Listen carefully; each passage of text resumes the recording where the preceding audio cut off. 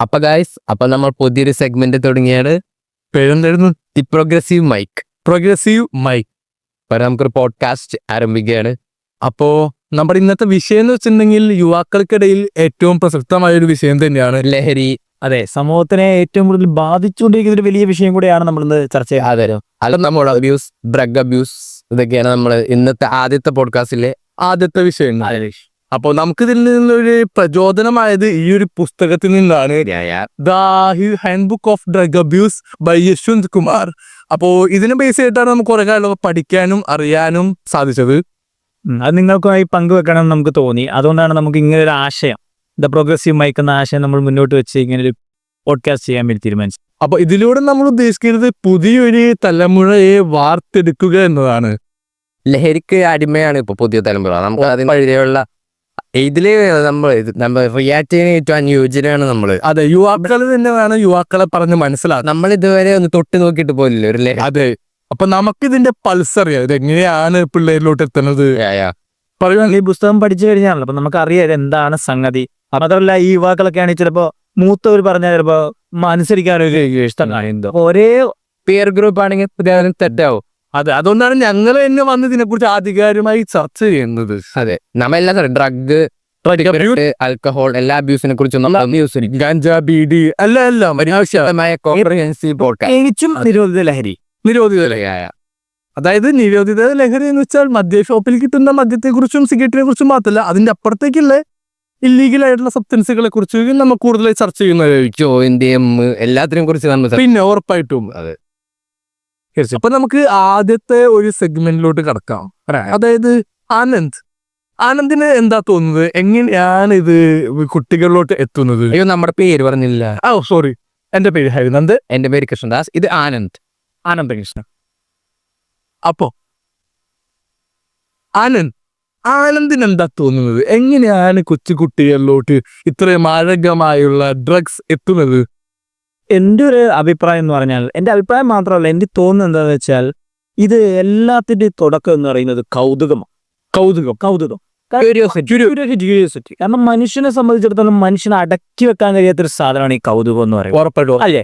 അപ്പൊ ഈ കൗതുകത്തിന്റെ പുറത്ത് ഈ സിനിമയിൽ കാണുന്ന ചില രംഗങ്ങളായാലും അല്ലെങ്കിൽ നമ്മളെ നാട്ടിലൊക്കെ ഉള്ള മുതിർന്നവരൊക്കെ ഇത് ഉപയോഗിക്കുന്നുണ്ടുള്ള ഒരു കൗതുകം കൊണ്ടായാലും എങ്ങനെയോ ഈ കൗതുകത്തിൽപ്പെട്ടാണ് യുവാക്കളും കുട്ടികളും എല്ലാം ഇതിലേക്ക് കടന്നു വരുന്നത്. ഉറപ്പായി. അതിനുശേഷം ഇത് തരുന്ന ആ ലഹരിയുടെ ആ ഉന്മാദാവസ്ഥയും അത് ആ ഡോപ്പാമൈൻ ഹിറ്റ്, ന്യൂറോ ട്രാൻസ്മിറ്റ് എല്ലാം കൊണ്ട് തന്നെയാണ് പിന്നീട് കൂടുതൽ അത് ഉപയോഗിക്കാൻ വേണ്ടി അവർ പ്രചോദനപ്പെടുന്നത്. അങ്ങനെയാണ് ഇവർ ഇതിലേക്ക് പൂർണ്ണമായി അറ്റാവുന്നതാണ് എനിക്ക് പറയാൻ. ഉറപ്പായിട്ടും ഞാൻ മനസ്സിലാക്കുന്നത് വെച്ചാൽ നമുക്കിത് പ്രതിരോധിക്കാൻ ഏറ്റവും നല്ല മാർഗം അവരുടെ ഈ കൗതുകത്തെ ഇല്ലാതാക്കുക. അതിനുള്ള ഏറ്റവും ഉചിതമായ വഴിയാണ് എഡ്യൂക്കേഷൻ. അവർക്ക് ഇതിനെ കുറിച്ചുള്ള സെമിനാറുകൾ, അവയർനെസ് ക്ലാസ്സുകൾ, ഇതുപോലത്തെ പോഡ്കാസ്റ്റുകൾ എന്നതൊക്കെ കൊച്ചു കുട്ടികളിലോട്ട് എത്തിക്കുന്നതിലൂടെ നമുക്ക് അവരുടെ കൗതുകത്തെ പറഞ്ഞ് മനസ്സിലാക്കാൻ കഴിയും. അതപ്പോ നമ്മളെ പോലത്തെ ചെറുപ്പക്കാരുണ്ടാവും, നമ്മുടെ വായിൽ ഇപ്പൊ ഒന്ന് വെച്ച് തന്നാൽ പോലും no say no to drugs. നമ്മളിങ്ങനെ ഈ കൈ നീട്ടി പറയാൻ വേണ്ടി പഠിക്കണം. നമ്മളോട് പണ്ടേ പറഞ്ഞിട്ടുണ്ട്, Mohanlal, alcohol is a dirty biz, narcotics is a dirty biz. അപ്പോ ഇങ്ങനത്തെ മോഹൻലാലിനെ പോലത്തെ മഹാനടന്മാര് വളരെയധികം ഇൻഫ്ലുവൻസിലായി വരുന്നു. ഒരു തലമുറയെ തന്നെ വാർത്തെടുക്കാനുള്ള ശക്തി അവർക്കുണ്ട്. അതെ, മനസ്സിലായോ? ഒരെല്ലാം ഇലക്ഷൻ സ്വാധീനിക്കാനുള്ള ശക്തി ഉറപ്പായിട്ടും. അപ്പോ ഇങ്ങനത്തെ മഹാനടന്മാരൊക്കെ ഞങ്ങളെപ്പോലെ ഇതിനു വേണ്ടി ഇറങ്ങിത്തിരിക്കണമെന്നാണ് ഞാൻ അഭ്യർത്ഥിക്കുന്നത്. അതെ, കൂടുതലും കുട്ടികള് അതുപോലെ ചെറുപ്പക്കാരൊക്കെ ആ ഒരു പ്രായത്തിലാണ് ഇതിലോട്ട് പെട്ടുപോകുന്നത്. അവരിന്ന് ട്രൈ ചെയ്യാൻ വേണ്ടിയായിരിക്കും ഇതിലോട്ട് കയറണത്. പിന്നീട് അവരത് അതിൽ അഡിക്റ്റ് ആവുകയാണ് ചെയ്യാറ്. ഉറപ്പായിട്ടും. അപ്പൊ നമ്മളെ ആ ഒരു ചെറു പ്രായത്തിൽ തന്നെ ഒന്ന് കട്ട് ചെയ്യണം. അത് നമ്മളതില് നുള്ളണം. അതാണ് നമ്മൾ ചെയ്യേണ്ടത്. അരിയന്തരം എന്ത് തോന്നുന്നു? അത് എനിക്ക് തോന്നുന്നു ഡ്രസ്സും പറയുന്നത്, കാരണം നമ്മൾ ഈ നുള്ളുന്നതിനെ പറ്റി അവർ ഈ ബോധവൽക്കരണം മാത്രം പോരാ. കാരണം ഇങ്ങനെ ബോധവൽക്കരണം ചെയ്താലും ഇത് വിറ്റ് പൈസയാക്കാൻ ശ്രമിക്കുന്ന കുറച്ച് പേര് ഉറപ്പായും. ഇവർക്ക് എന്തായാലും കസ്റ്റമേഴ്സിന് വേണം, അവർക്ക് ഇത് വാങ്ങിക്കാൻ ആൾ വേണം, അവർക്ക് നല്ല കാശ് കിട്ടുന്ന പരിപാടിയാണല്ലോ. പിന്നെ അപ്പോ അവരെ പോലുള്ളവരാണ് ഇവരിലേക്ക് ഇത് അവരെ നിർബന്ധിച്ചും പ്രോത്സാഹിപ്പിച്ചും എല്ലാം ഇത് എടുപ്പിക്കുന്നത്. പിന്നെ അപ്പൊ അവരെ തടയാനും നമ്മൾ കർശനമായ എന്തെങ്കിലും ഒരു ഒരു വലിയ വേണം ചെയ്യണമോ എനിക്ക് പറയാം. നമ്മൾ കഴിഞ്ഞ ആഴ്ച സിനിമ കണ്ടു വാഴ. അതിൽ കുട്ടേട്ടൻ എന്തൊരു മാന് കണ്ടാൽ ആനന്ദിന് പോലെ എഴുതു. അദ്ദേഹമാണ് ആ പാവപ്പെട്ട പയ്യന്മാർക്ക് ലഹരി കൊടുത്ത് അവരെ വഴിയെത്തിക്കുന്നത്. അപ്പൊ നമുക്ക് ഇങ്ങനത്തെ ആൾക്കാർ ഈ സമൂഹത്തിലുണ്ട്. അവരെ തിരിച്ചറിയാൻ പഠിക്കണം. ഇതൊരു ചെയിൻ റിയാക്ഷൻ പോലെ അവര് ഒരാൾക്ക് കൊടുക്കും, അവരെ അടുത്ത ആൾക്ക് കൊടുക്കും, അങ്ങനെ കൊടുത്ത് അത് ഗ്രാസ് റൂട്ട് ലെവലിലേക്ക് വരെ ചെല്ലും. അതെ അതെ, ഉറപ്പായിട്ടും. വളരെ ശരിയാണ്. ഞാൻ പറയുന്നത് ഇങ്ങനെയുള്ളവരെ പിടിക്കാനായിട്ട് എനിക്ക് തോന്നുന്നു നമ്മൾ പിടിക്കുമ്പോഴും അത് ആ ഗ്രാസ് അവിടെ ഉള്ള ആളെ പിടിക്കുള്ളൂ, അല്ലാണ്ട് ഇതിന്റെ സോഴ്സിനെ ഒരിക്കലും പിടിക്കുന്നില്ല. പിടിക്കണെന്ന് വെച്ചാൽ ഉപയോഗിക്കണ ആളുകൾ മാത്രമോ, അതായത് ആ ഗ്രൗണ്ട് ലെവലിൽ നിൽക്കുന്ന ആൾക്കാർ മാത്രമോ, അത് മുകളിലോട്ട് ആളുകൾ വലിയൊരു മാഫിയ തന്നെ. കാരണം ഇപ്പൊ അടുത്ത് കുറച്ച് നാൾ മുന്നേ നമ്മള് കൊച്ചി തുറമുഖത്ത് അടുത്താന്ന് തോന്നുന്നു ഒരു 30,000 കോടി രൂപ വില വരുന്ന ലഹരി മരുന്ന് നമ്മളെ പിടിച്ചെടുത്തത്. ഉറപ്പായിട്ടും വളരെ വളരെ വലിയൊരു വളരെ ഒരു ടോക്കിലെ വളരെ കുറവാണ്. അതിൽ കൂടുതലാണ് ശരിക്കും നമ്മുടെ മാർക്കറ്റിലുള്ളത്. തോന്നുന്നു. അത് മാത്രമല്ല ഈ ചില റിപ്പോർട്ടുകൾ പറയുന്നത് എന്താണെന്ന് വെച്ചാൽ ഈ ലഹരി മരുന്നുകൾ ഈ തീവ്രവാദ സംഘടനകൾക്കൊക്കെ വരുമാനം. ഉറപ്പായിട്ടും നമ്മൾ ലൂസിഫറിൽ ഇത് കേട്ടായിരുന്നു മോഹൻലാൽ പറയുന്നത്. അതെ അതെ അതെ അതെ, ആനന്ദ് ആ സിനിമ കണ്ടിട്ടുണ്ടെന്നേ. ആനന്ദ് ആ സിനിമയുടെ റെഫറൻസ് കൊടുത്തല്ലേ ആരാധക്കില്ലേ സുഹൃത്തെ. അപ്പോ എനിക്ക് തോന്നുന്നു അത് ഏട്ടൻ പറഞ്ഞ സ്ഥിതിക്ക് അത് യാഥാർത്ഥ്യമായ സാധ്യത. അപ്പോ അങ്ങനെ ഇത് നമ്മൾ ഇത് ലഹരി ഉപയോഗിക്കുന്നതിലൂടെ നമ്മൾ ഒരു വഴിയല്ല മറ്റൊരു വഴിയിലൂടെ തീവ്രവാദത്തെ പ്രൊമോട്ട് ചെയ്യുകയാണെന്ന് എനിക്ക് പറയാനുണ്ട്. ഉറപ്പായിട്ടും. അപ്പൊ നമ്മള് ലഹരി മാത്രമല്ല, നമുക്ക് ഇവിടെ മദ്യപാനത്തെ കുറിച്ചൊന്ന് സംസാരിക്കാം. മദ്യപാനത്തിന് മുമ്പായിട്ട് അതിലും വിഷമകരമായിട്ടും പ്രശ്നമുള്ള കാര്യമാണ് സിഗരറ്റ്, പുകവലി. ഓരോ ദിവസവും 5ഉം 10ഉം സിഗരറ്റുകൾ പുകച്ച് തള്ളുന്ന വ്യക്തികൾ നമുക്കിടയിൽ തന്നെയുണ്ട്. അതാണ് കൂടുതൽ ഫേറ്റൽ. മദ്യപാനത്തിനേക്കാളും കൂടുതൽ പുകവലി വന്നിട്ടാണ് ആളുകൾ കൂടുതൽ. ശരിയാണ്. നമ്മൾ സിനിമയൊക്കെ തുടങ്ങുമ്പോൾ പരസ്യം കാണാറുണ്ട്, പുകവലി നിർത്തിയില്ല എത്രയാഘാതം വരെ സംഭവിക്കാനുള്ള സാധ്യതകൾ എന്തൊക്കെ സാധ്യതകളുള്ളത് പ്രശ്നമാണ്. ഇപ്പൊ ഈ സിഗരറ്റ് സിനിമാ തിയേറ്ററിൽ കൊണ്ടുപോകാൻ പറ്റാത്തത് കൊണ്ട് കയ്യിൽ ഒരു പാക്കറ്റ് ഹാൻസും കൂണും ഒക്കെ പോകുന്ന ആൾക്കാർ നമുക്കതേ സുലഭമാണ്. മനസ്സിലായോ? വളരെ ഇതൊക്കെ വളരെ ഒരു പ്രശ്നമായുള്ള കാര്യം. ഇപ്പൊ ഹാൻഡ്സ് ആയാലും കൂളായാലും നമ്മുടെ സമൂഹത്തിൽ നിരോധിച്ച ഒരു ഐറ്റമാണ്. അതെ, പക്ഷെ അത് പബ്ലിക്കായിട്ട് എന്തോരം പേര് ഉപയോഗിക്കുന്നുണ്ട്. അതെ, വളരെ ശരിയാണ്. അതെ, അപ്പൊ ഇതിനെതിരെ ഒരു ഇത് വേണം. നമുക്ക് മൊത്തത്തിലൊരു പരിധിപണി വേണം. അതല്ല, സിഗരറ്റ് ഇപ്പൊ നമ്മുടെ മാർക്കറ്റുകളിലൊക്കെ വിൽക്കണോണ്ട് തന്നെ അത് ഭയങ്കര നോർമലൈസ് ചെയ്തോളെ. അത് ഇത്ര ഫേറ്റലായിട്ട് ഇപ്പൊ മയക്കുമരുന്നിന് ഫേറ്റലായിട്ടാണ് കാണുന്നത്. പക്ഷെ പുകവലിനൊക്കെ ഫേറ്റലായി നമ്മുടെ ഡേ ടു ഡേ ലൈഫിൽ നോർമൽ ആയിട്ടുള്ള ആക്ടിവിറ്റി ആയിട്ട് പലരും അതിനെ സ്വീകരിച്ചു കഴിഞ്ഞു. എന്നാലും അത് ഒരു ഇഞ്ചുറീസും ആണ്, ഏറ്റവും കൂടുതൽ ഇഞ്ചുറീസ്. കാരണം അത് കൺസിസ്റ്റന്റ് ആയിട്ട് നമ്മൾ ചെയ്തുകൊണ്ടിരിക്കുന്ന കാര്യമാണ്. അതായത് ചില ആൾക്കാർ രാവിലെ എന്റെ സിഗരറ്റ് അടിക്കും, ഉച്ചയ്ക്ക് ഊണിന്റെ കൂടെ, രാത്രി. അങ്ങനെ ആകുമ്പോൾ നമ്മളൊരു വർഷത്തിൽ വലിച്ചു കൂട്ടുന്ന സിഗരറ്റിന്റെയും അത് കാരണം ഉണ്ടാവുന്ന ഫിനാൻഷ്യൽ ലോസസുകളെ കുറിച്ച് നിങ്ങളൊന്ന് ആലോചിച്ച് നോക്കൂ. നമ്മുടെ അഭിപ്രായത്തിൽ മയക്കുമരുന്ന് നിരോധിച്ചപ്പോൾ തന്നെ പുകവലിയും എല്ലാവരും ഇതൊക്കെ കാര്യങ്ങളാ. പുകവലി മാർക്കറ്റിൽ വന്നിട്ട് അത് ലെജിറ്റിമേറ്റ് സാധനം എന്ന് പറയണമെന്നില്ല. അപ്പൊ ഗവൺമെന്റിന് കാശ് കിട്ടുന്നെന്ന് വെച്ചാൽ അവരങ്ങ് വിൽക്കുകയാണ്. അതെ, വലിയ amount of swords of revenue അല്ലേ ഗവൺമെന്റ്. ആൽക്കഹോളും ഉറപ്പായിട്ടും. ഞാൻ പറയുമ്പോൾ നമ്മുടെ സംസ്ഥാനത്തിന്റെ വലിയൊരു വരുമാനത്തിന്റെ വലിയൊരു പങ്കും അത് നമ്മുടെ ഇനി പാവങ്ങളുടെ വലിയൊരു ശതമാനം ഇത് വെച്ച് തന്നെ ഗവൺമെന്റ് ഇത് ഓടിക്കുന്നത്. എന്തോരോ കുടുംബങ്ങളാണ് നശിച്ചാൽ ആൽക്കഹോൾ കാരണം. പിന്നെ അതാണ് അത് വലിയൊരു ഇതാകണ്ടാണ്. പിന്നെ ഇത് നിരോധിച്ചാലും ഇത് എങ്ങനെ ഇവിടേക്ക് എത്തുന്നു? അതെ, ഏത് വഴി? പോർട്ട് വഴിയാണോ, ചെക്ക് പോസ്റ്റുകൾ വഴിയാണോ, എയർപോർട്ടുകൾ വഴിയാണോ? ഇതെല്ലാം നമ്മൾ നിരോധിച്ചാലുള്ള പ്രശ്നം. ചാരായം നിരോധിച്ചിട്ട് ഇപ്പോഴും ചാരായം കുടിക്കുന്നവരുണ്ട്. എത്ര പണ്ടേ 100 രൂപക്ക് ചാരായം കിട്ടി, ഇപ്പൊ 350 രൂപ ചാരായം കിട്ടും. അത്രയേ ഉള്ളൂ വ്യത്യാസം. നല്ല പരിചയങ്ങളോ അല്ല, നമ്മൾ ഇതിനെ കുറിച്ച് സ്റ്റഡി ചെയ്തിരുന്നു. ഇതുപോലെ പല പുസ്തകങ്ങളും ഞങ്ങൾ റിസർച്ച് ചെയ്തിട്ടാണ് വന്നിരിക്കുന്നത്. അപ്പൊ വാറ്റും ചാരായൊക്കെ പണ്ടത്തേക്കാൾ കൂടുതൽ ഇപ്പൊ സുലഭമായി. അപ്പൊ ഒരു മാഫിയ തന്നെ ഉറപ്പായിട്ടും. അപ്പൊ നിരോധിച്ചാലും അതിന് ഗുണമുണ്ടോ? ഇതില് ഏറ്റവും നമുക്ക് ചെയ്യാൻ പറ്റുന്ന ഒരു കാര്യം ബോധവൽക്കരണം. ഇപ്പൊ ഞങ്ങൾ ഈ ചെയ്യുന്നുണ്ടോ, അതാണ് ഏറ്റവും എഫക്റ്റീവ്. ചെറിയ പ്രായങ്ങളിൽ തൊട്ടേ ഉള്ള ബോധം, കൊച്ചു കുട്ടികൾ തൊട്ടേ. ഇപ്പൊ ഈ ഒരു ഞങ്ങളുടെ 3 പേരുടെ അരമണിക്കൂറത്തെ സംസാരം കിട്ടി ഒരു കൊച്ചുകുട്ടിയെങ്കിലും ലഹരിയിൽ നിന്ന് മാറി നിന്നാൽ അത് ഞങ്ങളുടെ വിജയമായിട്ട് ഞങ്ങൾ കാണും. മനസ്സിലായോ? എന്റെ പിരിട്ട് മനസ്സിലായോ? അതെ അതെ, വളരെ ശരിയാണ്.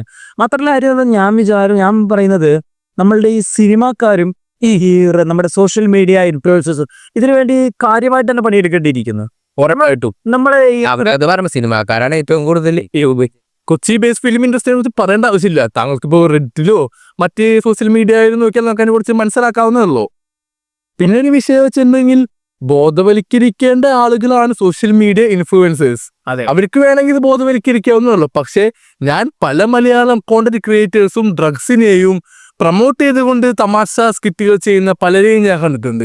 നോർമലൈസ് ചെയ്യാൻ നോക്കുന്ന പിടിച്ച സന്ദർഭം ഉറപ്പായിട്ടും അവര് കൂസലില്ലാണ്ട് ഇതാക്കുന്നു, അവര് വീഡിയോകൾ ഇടുന്നു, അതിനനുസരിച്ച് ആൾക്കാർ കാണുന്നു, ലൈക്ക് അടിക്കുന്നു. സിനിമയിൽ പോയി അഭിനയിക്കുന്നുണ്ട്, ഡ്രഗ്സിന് വേണ്ടി പോലീസ് പിടിച്ചകത്തേറും ഉറപ്പായിട്ടും നമുക്കറിയാം. മാത്രമല്ല അരിയന്തൻ ഈ പുകവലി പറ്റി പറഞ്ഞപ്പോൾ മറ്റൊരു കാര്യം എനിക്ക് മനസ്സിലായത്, എനിക്ക് തോന്നുന്നു നമ്മുടെ രാജ്യത്ത് പുകവലിക്ക് വേണ്ടി പരസ്യം ചെയ്യാൻ അനുവാദം ഇല്ല. അപ്പൊ അവരിത് ആൾക്കാരിലേക്ക് എത്തിക്കാൻ വേണ്ടി ഈ സിനിമ ആയിട്ട് ഉപയോഗിക്കുന്നത്. കാരണം അവരൊരു അൽഫ മെയിലിനെ ക്രിയേറ്റ് ചെയ്ത് ഇത് പണ്ട് മാൽബറോ ചെയ്തൊരു ഭയങ്കര ചേസ് ആയിരിക്കും. നടന്മാരൊക്കെ ഭയങ്കര ചേസ് അവരായിട്ട് ചിത്രീകരിച്ച് അദ്ദേഹം അതൊരു മസ്കുലിനിറ്റി വേണ്ടി അതിന് ഏറ്റവും വലിയൊരു ഭാഗമായി തീർന്നത് സിനിമകളാണ് മസ്കുലിനിറ്റിയുടെ ഭാഗമായിട്ട് സിഗരറ്റിനെയും ആൽക്കഹോളിനെയും ലിങ്ക് ചെയ്യിപ്പിച്ചത്. അതെ അതെ അതെ. ഇപ്പൊ മറ്റേ മോഹൻലാൽ മറ്റേ കുളത്തിന്ന് കോരി കുടിക്കുന്ന ഇതൊക്കെ ഇല്ലേ, അതൊക്കെ കണ്ട് എത്ര പേര് വെള്ളം കുടിച്ച് വയറ്റിലൊക്കെ വന്ന് കിടക്കുന്നുണ്ടെന്ന് നമുക്കറിയാനില്ല. ഇൻഫ്ലുവൻസ് ചെയ്യണമെന്ന് പറഞ്ഞാലും അമീബിക് പിന്നെ കുളത്തിനൊക്കെ വെള്ളം കോരി കുടിക്കുക വെച്ചാൽ എന്തുമാത്രം വലിയ തെറ്റായ ഇൻഫോർമേഷൻ ആണ് അതിലൂടെ മോഹൻലാൽ. അതെ വളരെ ശരിയാണ്. ചില ആളുകൾ പറയും സിനിമയല്ലേ അതൊന്നും കുഴപ്പമില്ല എന്നൊക്കെ പറയും. പക്ഷേ നമ്മൾ ശ്രദ്ധിക്കണം, സിനിമയ്ക്ക് നമ്മുടെ ജീവിതത്തിൽ എത്രത്തോളം ഇൻഫ്ലുവൻസ് ഉണ്ടെന്ന് നമ്മൾ തന്നെ ഒന്നും കൂടി ശ്രദ്ധിച്ചിട്ട് ഇപ്പോഴത്തെ ഇലക്ഷൻ റിസൾട്ട് തന്നെ നോക്കിയാൽ മതി. എന്ത് ശരിയാണ് വിജയ് അവിടെ സംസ്ഥാനം 2 വർഷം കൊണ്ടൊരു പാർട്ടി 1 ട്രില്യൺ എക്കണോമി ഉള്ളൊരു സംഭവം. 2 വർഷമല്ല, വിജയ് എത്ര നാൾ അഭിനയിച്ചോ അതിന്റെ ഒക്കെ റിസൾട്ടാ. അത്ര വർഷത്തിന്റെ റിസൾട്ടാ, 2 വർഷത്തിന്റെ റിസൾട്ട് അല്ല അത്. അതെ അത് ശരിയാ, അത് വളരെ ശരിയാ. അതായത് ഇന്ത്യ എന്ന മഹാരാജ്യത്തിൽ നമുക്ക് ഏറ്റവും വലിയ എന്റർടൈൻമെന്റ് ഫോമായി കാണുന്നത് സിനിമയാണ്. അപ്പൊ സിനിമയുടെ പ്രാധാന്യം നമ്മുടെ ജീവിതങ്ങളിൽ വളരെ ഇൻഫ്ലുവൻസിലാണ്. നമ്മളിപ്പോ ഈ കർണാടക വെച്ചിരിക്കുന്നവരെ ഏതോ ഒരു സിനിമയിൽ നമ്മൾ ഏതോ ഒരു നായകൻ ഇൻഫ്ലുവൻസ് ചെയ്യുന്നതായിരിക്കും. ഇപ്പൊ ഇദ്ദേഹത്തിന് തലയിരിക്കുന്ന തോപ്പി ഞങ്ങൾ കഴിഞ്ഞ മൈക്കിൾ ജാക്സൺ കാണാൻ പോയി, അടിയൊരു ഓക്കെ അപ്പൊ കണ്ടിട്ട് തന്നെയാണ് വന്നത്. അതെ അത്രേ ഉള്ളൂ. അപ്പോ അങ്ങനെയാണ് ഞാൻ പറഞ്ഞത്. അതാണ്.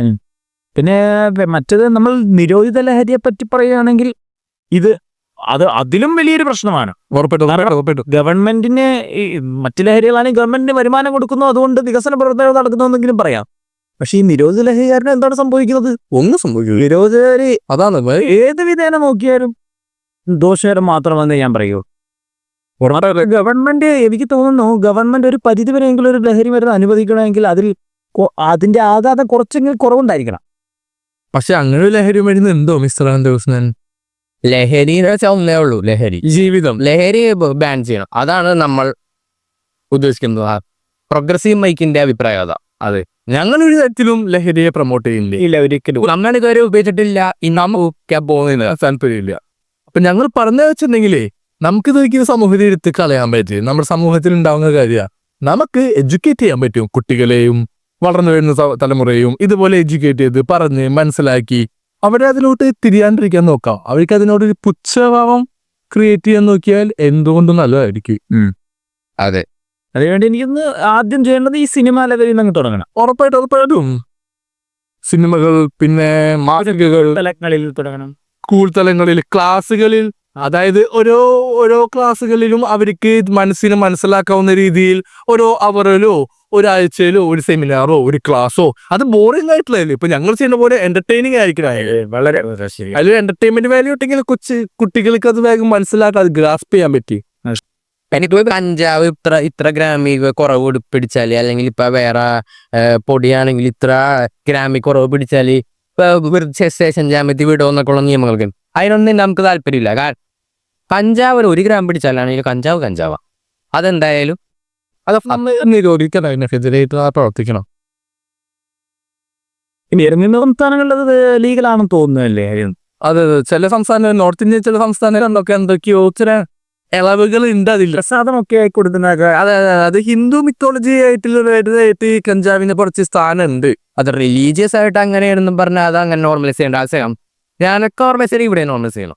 അങ്ങനെയായാലും നമ്മൾ റിലീജിയസ് ആയി നോക്കട്ടെ, എന്തൊക്കെ കാര്യങ്ങളുണ്ട് പണ്ട് കാലത്ത് കാണിച്ചു കൂട്ടിണ്ടായിരുന്ന അതൊക്കെ നമ്മൾ നോർമലൈസ് ചെയ്ത് അതൊക്കെ നമ്മൾ ഇന്നത്തെ കാലത്ത് അക്സെപ്റ്റ് ചെയ്യണ്ടേ. അതൊരിക്കലും നമ്മൾ യോജിക്കുന്നില്ല. ഇന്ത്യൻ കോൺസ്റ്റിറ്റ്യൂഷന്റെ മുകളിലല്ല ഒന്നും. ഞങ്ങൾ ഇന്ത്യൻ കോൺസ്റ്റിറ്റ്യൂഷനിൽ വിശ്വസിക്കുന്ന ആളുകൾ. ഭരണഘടനയ്ക്ക് മുകളിലല്ല ഒന്നും. അതേത് പുസ്തകമായാലും നമ്മൾ അതിനെ എതിർക്കും. അതൊക്കെ അത്രയ്ക്കുള്ളൂ. ഭരണഘടനയിൽ തെറ്റാന്ന് പറഞ്ഞാൽ തെറ്റാ, നമുക്ക് അത്രേ ഉള്ളൂ.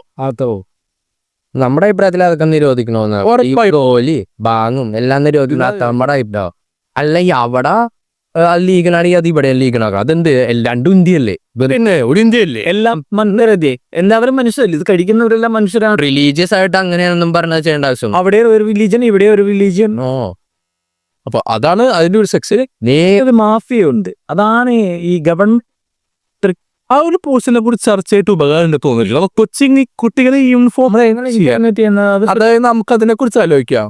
അതായത് കൊച്ചു കുട്ടികള് ഞാൻ പലപ്പോഴും കണ്ടിട്ടുണ്ട്, കൊച്ചു കുട്ടികളുടെ വിചാരം ഈ സിഗരറ്റ് ഒഴിക്കുന്ന ഒരു മാസമായിട്ടുള്ള ഒരു കാര്യം എന്നാ. അതായത് അവരുടെ മസ്കുലിനിറ്റിനെ അങ്ങനെ പല കുട്ടികളും അത് സ്റ്റോറി ഇടുന്ന കണ്ടിട്ടുണ്ട്. ഞാൻ തന്നെ പേഴ്സണലായിട്ട് ആ സ്റ്റാറ്റസ് സ്റ്റോറിയിൽ കണ്ടിട്ടുണ്ട് പല കുട്ടികളും. അപ്പൊ അതിലൂടെ അവർ ഇൻഫ്ലുവൻസ്ഡ് ആവാം. പിന്നെ അപ്പോ നമ്മളിവിടെ അതൊന്നും ഒരു നല്ലൊരു കാര്യമല്ല. ആളുകളും അതിനെ ഒരു മോശം രീതിയിൽ കണ്ടു തുടങ്ങിയാലേ ആ ഒരു മാറ്റം നമുക്ക് വരുത്താം. ആളുകൾ മോശമായി കാണുന്നതിന് മാത്രമല്ല അവരുടെ ആരോഗ്യത്തെ പറ്റി അവർ ചിന്തിക്കണ്ടേ ഒരിക്കലും. പിന്നെ അരിയന്തൻ ആ ബുക്ക് പലവട്ടം പഠിച്ച് വായിച്ചതാണ്. പലവട്ടം. അരിയന്തൻ പറയൂ, താങ്കൾ എങ്ങനെയാണ് ഇനിയിപ്പോ നമ്മൾ അഡിക്റ്റഡ് ആയ ആൾക്കാരെ നമ്മൾ എങ്ങനെ രക്ഷിക്കും? അവരെ രക്ഷിക്കുക വെച്ചിട്ടുണ്ടെങ്കിൽ നമുക്ക് അതിൻ്റെതായിട്ടുള്ള മെക്കാനിസംസ് ഉണ്ട്. സഞ്ജയ് ദത്ത് ഹിന്ദി ബോളിവുഡ് സിനിമ നടൻ, അദ്ദേഹം ഉപയോഗിക്കാത്ത ഡ്രഗ്സ് ഇല്ല. അയാൾ അത്രയും വലിയ അഡിക്റ്റ് ആയിരുന്നു. പക്ഷെ അയാളുടെ കയ്യിൽ കാശുണ്ട്. വീട്ടുകാരെയും നല്ലൊരു അമേരിക്കയിലും ആശുപത്രി കൊണ്ടുപോയി അയാളെ ഡ്രഗ്സിൽ നിന്നും തിരിച്ചു കൊണ്ടുവരാനുള്ള വഴികളൊക്കെ ചെയ്തു. എന്നാലും ഈ നാട്ടിലും അതിൻ്റെതായുള്ള വരികളും മെക്കാനിസംസും ഉണ്ട്. അപ്പൊ വേണമെന്ന് വെച്ചാൽ ഒരു പോയിന്റിന് മുമ്പായിട്ട്, ഒരു പോയിന്റിന് ശേഷം നമുക്കൊന്നും ചെയ്യാം. അതിന് ശേഷം നമുക്ക് ഒന്നും ചെയ്യാൻ പറ്റില്ല. അത് പോയി താഴെ ശ്രദ്ധിക്കണം. ഒന്നും ആ പോയിന്റ് ഉയർവാണെങ്കിൽ നമുക്ക് എന്തെങ്കിലും ചെയ്തെടുക്കാവുന്നല്ലോ. ഒരു അസുഖം പോലെ കാണുന്നില്ലേ പനി, ചുമ, ക്യാൻസർ തന്നെയാണ്. അതൊരു അസുഖമാണ്. മനസ്സിലായ മനുഷ്യ മനസ്സിനെ മാറ്റിയെടുത്ത് മൃഗമാക്കുന്നൊരു ബ്രെയിനെ കാർന്നു തിന്നുന്ന ഇത് വളരെ ശരിയാണ്. കാരണം ഈ മദ്യപാനികളാണെങ്കിൽ കുറച്ച് ഈ കരൾ കേടായി തുടങ്ങുമ്പോൾ പല അസുഖങ്ങളും സിംറ്റംസും കാണിക്കും. രക്തം മറ്റസുഖങ്ങൾ. ഈ ഡ്രഗ്സിന്റെ പ്രശ്നം എന്ന് വെച്ചാൽ ഡ്രഗ്സ് ഉപയോഗിക്കുമ്പോൾ തലച്ചോറ് പതിയെ നശിക്കാൻ തുടങ്ങും. ഇതിന് സിംറ്റംസ് നമുക്ക് ഇങ്ങനെ ബ്ലഡ് ഛർദ്ദിക്കുന്നതായിട്ട് അങ്ങനെ ഒന്നും കാണത്തില്ല. ഓർമ്മക്കുറവ്, ആൻസൈറ്റി, അടിക്ക് തട്ടിപ്പോകുമ്പോഴായിരിക്കും അറിയാം. പിന്നെ ഒരു കാര്യം എന്ന് വെച്ചാൽ ഈ ഡ്രഗ്സിൽ നമുക്ക് സൊസൈറ്റിക്ക് ഒരു പരിധി കൂടി അറിയാൻ പറ്റുന്നില്ല. ഇപ്പൊ ഒരാൾ മദ്യപിച്ച് വരാണെങ്കിൽ ഈ നാട്ടിലൊഴിക്കും മുഴുവനും വഴിയിലൊഴിക്കും അറിയാൻ പറ്റും. ഇയാളുടെ മകൾക്ക് മനം ഉണ്ടാവും. സിഗരറ്റ് വലിക്കാനെ കൂടി നമുക്കൊന്ന് മനസ്സിലാക്കാം. പക്ഷേ ഡ്രഗ്സ് വളരെ കുറച്ച് ഡ്രഗ്സ് മാത്രമേ അങ്ങനെ മനസ്സിലാവുള്ളൂ. അല്ലാതെ ബാക്കി ഡ്രഗ്സ് നമുക്ക് ഉപയോഗിച്ചിട്ടുണ്ടോ ഇല്ലയോ എന്ന് ബ്ലഡ് ടെസ്റ്റ് എടുത്താൽ തന്നെ മനസ്സിലാവുള്ളൂ. അപ്പോ അത് നമുക്ക് കണ്ടുപിടിക്കാനും ഒരാളെ നേർവഴിക്ക് നയിക്കാനുള്ള ദൗത്യത്തിൽ ഒരു ബുദ്ധിമുട്ടാവുന്നു. പിന്നെ വേറൊരു കാര്യം വെച്ചാല് ഈ ആൽക്കഹോൾ, സിഗരറ്റ് ആണെങ്കിൽ ഒരു പ്രൊലോങ് പീരീഡ് ഓഫ് ടൈം, ചിലപ്പോൾ ഒരു 5, 10, 15, ചിലപ്പോ പലരും ബോഡി പലതാണ്. അങ്ങനെ പ്രൊലോങ് പീരീഡ് ഓഫ് ടൈമിന് ശേഷം അതിന്റെ എഫക്റ്റ് കാണുമോ? അപ്പൊ നമുക്ക് വേണമെങ്കിൽ ടൈം ഉണ്ടായില്ലേ. പക്ഷെ ഡ്രഗ്സ് അങ്ങനെ 1 കൊല്ലം 1.5 കൊല്ലത്തിനുള്ളിൽ അവര് മുഴുവനായിട്ട് നശിച്ചു പോകാനുള്ള സാധ്യതകളുണ്ട്. 1 കൊല്ലം കൊണ്ടൊക്കെ പല ഡ്രഗ് ഉപയോഗിച്ചാൽ നമ്മുടെ തലച്ചോറ് ഇല്ലാണ്ടാവാ. അതെ ശരിയാ. അപ്പൊ അതിൽ പീരീഡ് എന്ന് വെച്ചാൽ വളരെ കുറവാണ്. നമുക്ക് രക്ഷപ്പെടാനുള്ള സമയം വളരെ 40 വയസ്സാകുമ്പോഴേക്കൊക്കെ ഒരു പ്രാന്താവും. ഒരു ഉറപ്പായിട്ടും നമുക്ക് പ്രാന്തിലേക്ക് കിടക്കും. അതവരുടെ വിവാഹ ജീവിതം, മക്കളുടെ പോയി. കാരണം നമുക്ക് സംശയമാണ് ഡൊമസ്റ്റിക് അബ്യൂസ് ഒക്കെ ചെയ്യലോട്ട് കടക്കും. ഇങ്ങനെ ഡ്രഗ് അബ്യൂസിന് ശേഷം നമ്മളുടെ ഭാര്യയോ മക്കളോ അവരുടെ ഡൊമസ്റ്റിക്കൽ അബ്യൂസുകൾക്ക് നേരിടാനുള്ള സാധ്യതകൾ വളരെ കൂടുതലാണ്. ഈ ഒരു കാലഘട്ടത്തിൽ അതും സഹിച്ച് സ്ത്രീകൾ നിൽക്കുന്നു. പ്രോഗ്രസീവ് ബൈക്കിന്റെ ആളുകൾ വിശ്വസിക്കുന്നില്ല. കാരണം ഇങ്ങനെ ഒരു വിഷയത്തെ ഒരിക്കലും ഒരു സ്ത്രീകളും നമ്മളിങ്ങനെ ഡൊമസ്റ്റിക് അബ്യൂസിന് നേരെ ഇരയായി നിൽക്കരുതെന്ന് ഞാൻ സമ്മതിക്കത്തില്ല. അത് നമ്മൾ പറഞ്ഞു. അപ്പൊ അതിനെക്കുറിച്ചൊക്കെ വേറെ അടുത്ത പോഡ്കാസ്റ്റ് ഡൊമസ്റ്റിക് അബ്യൂസ്. സ്ത്രീകൾ ഈ ലഹരി ഉപയോഗിക്കുന്നവരിൽ മറ്റ് വലിയ വലിയ പ്രശ്നങ്ങൾ കണ്ടുവരാറുണ്ട്. ആണുങ്ങളെക്കാൾ കൂടുതൽ സ്ത്രീകളിലാണ് ഈ പ്രശ്നം വരാറെന്നും ചില പഠനങ്ങൾ പറയുന്നുണ്ട്. അങ്ങനെ ചില പഠനങ്ങൾ പറയുന്നുണ്ട്. പക്ഷെ എല്ലാ പഠനങ്ങളിലും ഇനി ഞാൻ ഈ പുസ്തകത്തിൽ അതിനെ കുറിച്ച് പറയുന്നില്ല. എനിക്ക് അതുകൊണ്ട് അതിനെ കുറിച്ച് ആധികാരികമായി മാത്രമല്ല ഇത് ഗർഭസ്ഥ സ്ത്രീകളെല്ലാം ഇത് ഉപയോഗിക്കുമ്പോൾ അത് കൊച്ചിനൊരു ബുദ്ധിയായിട്ടുണ്ടോ കേട്ടിട്ടുണ്ട്. അതെ. അതായത് ഇപ്പോ കേരിങ് ആയ സമയത്ത് മദ്യപിച്ചാലോ സിഗരറ്റ് വലിച്ചാലോ അത് കൊച്ചിന് വളരെയധികം, അതായത് അവരുടെ ജനറ്റിക് ഈ പരിപാടിയിൽ അത് ഭയങ്കര ഒരു പ്രോബ്ലം ആയിട്ട് വരുന്നതാണ് നമ്മൾ കേട്ടിരിക്കുന്നത്. ചെയ്യാം അതിപ്പോ നമുക്ക് അത് പുരുഷന്മാർക്കായാലും ഒരിക്കലും നമ്മൾ ജെൻഡർ ബയാസ്ഡ് ആയിട്ട് പറയുന്നതല്ല. അത് പുരുഷന്മാർക്കായാലും സെയിം. മാത്രമല്ല അരിയതർ ഒരു ദിവസം നീ മറ്റേ ഈ സ്മെല്ലിന്റെ കാര്യം പറഞ്ഞപ്പോഴേ ഞാനൊരു കാര്യം ഓർത്തത്. അന്ന് ദിവസം ഞാനും ഹരിചന്ദ്രനും കൂടി ഈ ബൈക്കിൽ യാത്ര പോയിക്കൊണ്ടിരിക്കുകയാണ്. ഓക്കെ. ആ സമയത്ത് ഞാൻ ഹരിചന്ദ്രൻ നോക്കുമ്പോൾ പെട്ടെന്ന് 2 പേർ വന്നിട്ട് ഒരു ബോധമില്ലാതെ വന്ന് സൈഡിലെ ഓടേരിക്കും ബൈക്ക് കൊണ്ട് ചാടിയൊരു അനുഭവം ഉണ്ടായി. ഞാനും എൻ്റെ പ്രിയമിത്രം ആനന്ദും കൂടി അന്ന് ഒരു ദിവസം ഞങ്ങളുടെ കോളേജ് CET ആണ്. അവിടുന്ന് പകത്തെ ഒരു ലഹരി വിരുദ്ധ ക്യാമ്പിന്റെ അപ്പോൾ അന്ന് ഞങ്ങൾ പോകുമ്പോൾ കൊളത്തൂര് ഭാഗം ആ ഒരു ഭാഗത്ത് ഇറങ്ങിയപ്പോൾ ഞങ്ങൾ മാന്യമായിട്ട് ഹെൽമെറ്റ് ഒക്കെ വെച്ച് ബൈക്കിൽ പോയിക്കൊണ്ടിരിക്കുക. ഞങ്ങളുടെ അപ്പുറത്ത് 2 സുഹൃത്തുക്കൾ കോളേജിലുള്ളവർ തന്നെയാണ്. അവർ മദ്യപിച്ച് ലക്ക് കേട്ട് ബൈക്ക് ഓടിച്ചു പോവുകയാണ്. അതും പോരാഞ്ഞിട്ട് പുറകിലിരുന്ന സുഹൃത്ത് വീഡിയോ എടുക്കുകയായിരുന്നു. എന്തിനാണ് ഇങ്ങനത്തെ മോശം കാര്യങ്ങളൊക്കെ വീഡിയോ എടുക്കുന്നതെന്ന് നമുക്കറിയത്തില്ല. അദ്ദേഹം വീഡിയോ എടുത്തപ്പോ ചെരിയോ തിരിയോ നേരെ ചെന്ന് അവർ രണ്ടുപേരും ഓടയിൽ വീണു. എന്തോ ഭാഗ്യം അവർക്കൊന്നും പറ്റിയില്ല. ഞങ്ങൾ പിന്നെ അവർ രണ്ടുപേരും വലിച്ച് പുറത്തെടുക്കുകയും ചെയ്യുന്നു. വണ്ടി പുറത്താക്കി ആകുന്നു. രാത്രി ഉത്തരവാദിത്തപ്പെട്ട യുവജനങ്ങൾ അതാണ് ഞങ്ങൾ. അപ്പോ അങ്ങനെയൊക്കെ അവര് മദ്യപിച്ച് വണ്ടി ഓടിക്കാന്ന് വെച്ചാൽ അതിലും മോശമായിട്ടുള്ള കാര്യമില്ല. മദ്യപിച്ചാൽ നിങ്ങളുടെ നിൽക്കാൻ പോലും പറ്റില്ല. അപ്പോഴാ വണ്ടി ഓടിക്കുന്നത്. മാത്രമല്ല എനിക്കിതിരെ ഒരു കോൺസ്പിറസി ആംഗിളിലൂടെ ചിന്തിക്കാൻ വേണ്ടി കാരണം നിങ്ങളെന്നാ ആലോചിച്ചത് ഈ സമൂഹത്തിലെ നയിക്കേണ്ടവർ വിപ്ലവം സൃഷ്ടിക്കേണ്ടവർ എന്ന് പറഞ്ഞ യുവാക്കളാണ്. ഈ യുവാക്കളെ ഈ ലഹരിയെല്ലാം കൊടുത്ത് മയക്കി അവരെ ഒന്നിനും പറ്റാത്തവരാക്കി മാറ്റുന്നത് കൊണ്ട് ഇതിന്റെ ഉപകാരം നേടുന്ന കുറച്ച് ടീംസ് ഇല്ലേ? ഉറപ്പായിട്ടും ഈ ഇലൂമിനാറ്റി പോലത്തെ ടീമുകൾ അവരുടെ ഒരു കോൺസ്പിറസി ആയിക്കൂടെ ഈ ലഹരി ആയിരിക്കും. താങ്കൾ തന്നെ ആലോചിച്ച് നോക്കി, ഇത്രയും പോലീസ് സന്നാഹങ്ങളും പട്ടാളവും എല്ലാം ഉണ്ടായിട്ടും ഈ ലഹരി ഇവിടെ എത്തുന്ന എങ്ങനെയാണെന്ന് വെച്ചാൽ ഇതിന്റെ ഒരു അങ്ങനെ അതിന് പുറകിൽ ചിലപ്പോൾ അങ്ങനെ ഒരു അജണ്ട കൂടി ഉണ്ടാവായി വളരെ ഉണ്ടായിരിക്കാം. യോജിക്കുന്നു. ആനത്ത് പറയുന്നതിനോട് ഞാൻ യോജിക്കുന്നു. നമുക്കതിനെ കുറിച്ച് കൃത്യമായി അറിയത്തില്ല. പക്ഷെ അതിന്റെ സാധ്യതയാണ് നമുക്ക് തള്ളിക്കളയാൻ കഴിയില്ല. കാരണം ഒരിക്കലും കളയും. പണ്ട് നമ്മൾ കോൺസ്പിറസി ആണെന്ന് വിചാരിച്ച പലതും ശേഷം ശരിവെച്ചതാണ്. പണ്ട് അമേരിക്ക ചൈനയിൽ കൊണ്ട് ഒപ്പിയത്തിന്റെ കാര്യം ഓപ്പിയത്ത് അമേരിക്കയിലോട്ടു അവിടുത്തെ യുവജനങ്ങൾ നശിപ്പിക്കാൻ വേണ്ടിയായിരുന്നു. അത് അവിടുത്തെ യങ് ഇന്നോവേറ്റീവ് ആയിട്ടുള്ള ക്രിയേറ്റീവ് ആയിട്ടുള്ള മൈൻഡുകളെ സപ്രസ് ചെയ്ത് അമേരിക്കയ്ക്ക് താഴെ നിർത്താൻ വേണ്ടിയുള്ള അമേരിക്കയുടെ ഒരു നിഗൂഢമായ ഒരു മോശമായ ഒരു തന്ത്രം തന്നെയായിരുന്നു. അത് പുറത്ത് വെളിയിലായത്. ഇതുപോലെ വെളിയിലാവാനായി എത്ര ഇന്ത്യയിലെ യുവതലക്കളെ അങ്ങനെ തടഞ്ഞു വെക്കാൻ ശ്രമിക്കുന്നില്ലെന്ന് നമുക്ക് പറയാൻ കഴിയില്ല. ഒരിക്കലും പറയാൻ കഴിയില്ല. അങ്ങനെ ഒരു ആംഗിൾ കൂടി അതിനുണ്ട്. നമുക്ക് അതിനെ കുറിച്ച് റിസർച്ച് ചെയ്യണം. ഇതുപോലെ മറ്റൊരു പുസ്തകത്തിൽ അത് രേഖപ്പെടുത്തിക്കാനും. റിസർച്ച് ഇപ്പൊ നമ്മൾ ഒരു 6 മാസമായിട്ട് അതിനെ കുറിച്ച് റിസർച്ച് ചെയ്തോണ്ടിരിക്കും. ഇനി ഒരു 2 മാസം കൂടി ചെയ്യണം. എന്നാലേ അത് സമഗ്രമായ ഒരു വിശകലനം നടത്താൻ പറ്റും. ഒരു കാര്യം പറയുമ്പോൾ ആധികാരികതയെ കുറിച്ച് കൃത്യമായി മനസ്സിലാക്കാം. ആധികാരികതയുടെ ആഴങ്ങളിലേക്ക് പോയ ഇൻവെസ്റ്റിഗേറ്റ് തെളിവുകൾ നിരത്തി നമ്മളത് ചെയ്യും. അതായത് ഞങ്ങളൊരു കാര്യം പറഞ്ഞിട്ട് അവസാനം അത് അങ്ങനെയല്ലല്ലോ ഇങ്ങനെയല്ലല്ലോ കമന്റ് സെക്ഷനിൽ വരാൻ പാടില്ലല്ലോ. അങ്ങനെ വരില്ല. അതാണ് ഞങ്ങളുടെ ഉറപ്പ്. അതാണ് ഞങ്ങളുടെയും യശ്വന്ത് കുമാറിന്റെ ഉറപ്പ്. അപ്പോ പ്രത്യേകിച്ച് വേറെ എന്താണല്ലോ ഇപ്പൊ തന്നെ 20 മിനിറ്റ് ആയി സുഹൃത്തുക്കളെ. ഇനിയിപ്പോ പ്രത്യേകിച്ച് എനിക്ക് ഇതിനെ പറ്റി പ്രത്യേകിച്ചൊന്നും പറയാൻ ഇനി നമുക്ക് ഉപയോഗിക്കരുത്. പ്രത്യേകിച്ച് കൊച്ചു കുട്ടികളോടാണ് ഞങ്ങൾക്ക് പറയാനുള്ളത്. ചട്ടന്മാർ പറയുന്നത് കേൾക്കൂ. മക്കളെ ഇതിലോട്ടൊന്നും വരരുത്. സോറി മക്കളെ. അതെ ആസാനം എസ് ആണെന്ന് പറയുന്നത്. ഇനി അതോ ഉപയോഗിക്കാൻ തോന്നുകയാണെങ്കിൽ ഒരു ഐസ്ക്രീം കഴിച്ചോളൂ. അതെ. അല്ല പല നമുക്ക് ഈ ലഹരിയിൽ നിന്നും വേർപെട്ട് നമുക്ക് മറ്റെന്തോരോ സ്പോർട്ട് ആക്ടിവിറ്റീസ് ഉണ്ട്. ചീട്ട് കളി അതിലൊക്കെ ഏർപ്പെട്ടൂടെ. അതൊക്കെ നല്ല ഗിസോഡേഴ്സ് അല്ലേ. ക്രിക്കറ്റ് കളി, ജംഗിലി റമ്മി, അങ്ങനെ പട്ട ഓൺലൈൻ ഗെയിംസിൽ കിൽബോർഡ് ആയിക്കൂടെ. Dream 11 ഈ ശാരിക പ്രൊമോട്ട് ചെയ്യുന്നുണ്ട്. ഈ പറഞ്ഞ ജംഗിലി റമ്മി ഒരു വീഡിയോ. പക്ഷെ അങ്ങനെ പല ഓൺലൈൻ പബ്ജി അതുപോലത്തെ ഓൺലൈൻ ഗെയിമുകളിലെ കുട്ടികൾ പ്രോത്സാഹിപ്പിക്കണ്ട. പിന്നെ പക്ഷെ അതും പ്രശ്നം ഉണ്ടാക്കുന്നതല്ല. അത്ര ഉണ്ടാവില്ലല്ലോ. കുട്ടികൾക്ക് കളിക്കാൻ വേറെ സൗകര്യങ്ങൾ ഉണ്ടാക്കി കൊടുക്കല്ലേ വേണ്ടത്. അതാണ് നമ്മുടെ അഭിപ്രായം. എല്ലാവരും അപ്പൊ ജംഗിലി അല്ല എല്ലാരും കളിക്കൂ. അതൊക്കെ രസമല്ലേ. അവധി സമയങ്ങളിൽ പുറത്തിറങ്ങി നടക്കൂ പുതിയ സ്ഥലങ്ങളിൽ പോയി കാണുക. ഉറപ്പായിട്ടും. അതെ, മലയുടെ വിടയിലേക്കോ. ഉറപ്പായിട്ടും. പത്രക്കാണ് നമുക്ക് ഈ വിഷയത്തെ കുറിച്ച് പറയാനുള്ളോ. അതെ, കൂടുതലായിട്ടും നമുക്കൊന്നും ഇല്ല പറയാനുണ്ട്. അപ്പൊ നമുക്ക് പറയുന്നതാ, ഈ പണി സ്റ്റീഫൻ ചെയ്യില്ല, നീയും ചെയ്യില്ല. അപ്പോ നമ്മുടെ ദ പ്രോഗ്രസീവ് മൈക്കിന്റെ ഇന്നത്തെ എപ്പിസോഡ് നമുക്ക് വൈൻഡ് അപ്പ് ചെയ്യാം. നമ്മൾ അടുത്തൊരു എപ്പിസോഡുമായിട്ട് എത്രയും പെട്ടെന്ന് വരുന്നതായിരിക്കും. അതുവരെ ആരും ഇതിലോട്ടൊന്നും പോകരുത്, ഉപയോഗിക്കരുത്. അത് ആൽക്കഹോൾ ആയാലും സിഗരറ്റ് ആയാലും ആയാലും ഗേ ആയാലും എന്തായാലും ആരും അതിലോട്ടൊന്നും പോകരുത്. അപ്പോ അത്രയ്ക്കാ നമുക്ക് പറയാനുള്ളൂ. See you soon. ബൈ.